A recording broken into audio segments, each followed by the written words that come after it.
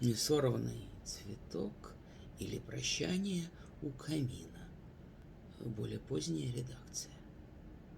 Когда бы мог я разорвать ту боль, что мучает тебя, когда бы помнила кровать, прощальный шепот октября, печаль, коверкая черты, мечты, в камине сучьев треск, наполню нас, но только ты, неосушимый алчный всплеск, не осуши в один глоток, не сравнивай печаль с рекой, взгляни на розовый цветок луны и помаши рукой.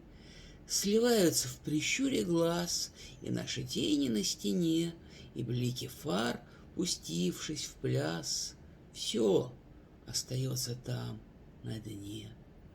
Не торопись его сорвать, на розовом стекле судьбы, как на холсте нарисовать. И нет ни рва, ни городьбы, и нету в том ничьей вины. Что остается?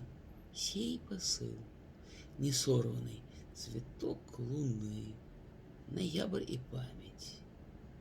Не проси.